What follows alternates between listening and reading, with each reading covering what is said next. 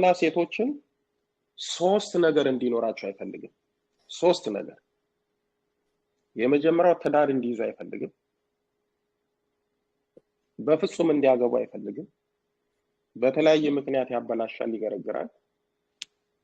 እንደው ተፋልጠው ተሟሙተው በስንት ትግል ትዳር ቢይዙ ደግሞ ልጅ እንዲወልዱ ደግሞ አይፈልግም።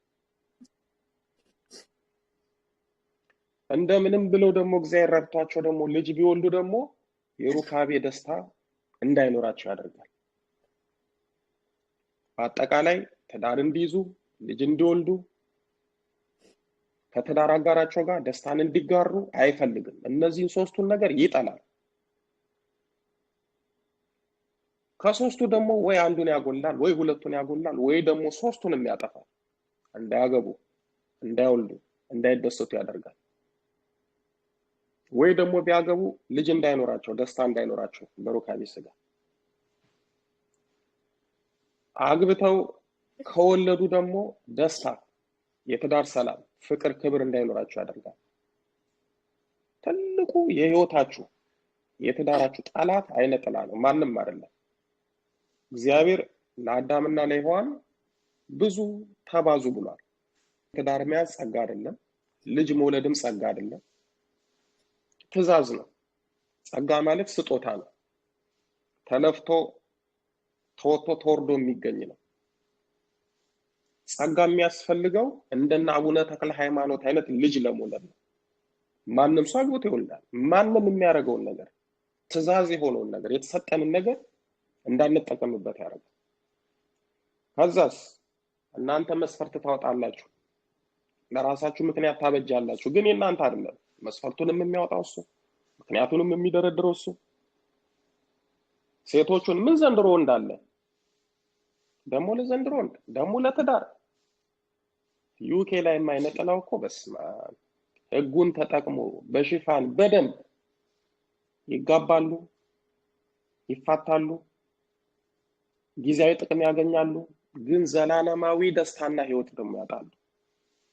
ትዳር የእግዚአብሔር መለኮታዊ ዕቅድና ሐሳብ ነው። የተመሰረተው በምድር አይደለም በሰማይ ነው። አዳምና ሔዋን የተጋቡት በእግዚአብሔር ፊት ነው። አዳምና ሔዋን የተዳሩት በቅዱሳን መላእክት ፊት ነው። አንድ ሆነው የኖሩት በገነት ነው ለ7 ዓመት። ወደ ምድር ኃጢአት ሰርተው መጡ፣ ወደዚህ ወረዱ። ግን ትዳሩን ይዞት የመጡት ከሰማይ ነው። በሰማይ ነው የነሱ ጋብቻ የተፈጸመው። ወደ ምድር ግን አምጥተው መኖር ነው የጀመሩት። ይሄን ሰማያዊ ቡራኬ፣ ሰማያዊ በረከት፣ የእግዚአብሔር ቃል ትእዛዝ በእናንተ እንዳይፈጸም አጅሬ ይገረግራል፣ ያሳጣል። የምትናገሩት ምክንያት የምታወጡት ራሳችሁ ትመስላላችሁ። አይፈልግም። እና ግን ደግሞ ዓለም ላይ ካላችሁ ካላገባችሁ ወይ ካልሞነኮሳችሁ ምንድነው ህይወት? መንታ መንገድ ላይ መቆም፣ ጊዜው የሚያባክነው፣ እንዳታገቡ ብዙ ነገር የሚያደርገው እሱ ነው።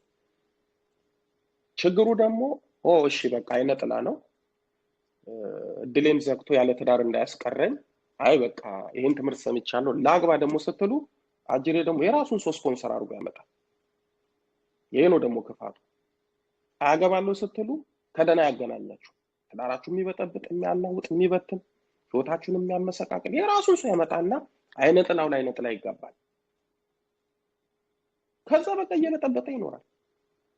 ይሄም ደግሞ ወዳለ እንዲህ እንዳይሆን ጸሎት ማድረግ፣ መቀጥቀጥ፣ መጀመሪያ መንፈሱን መላቀቅ።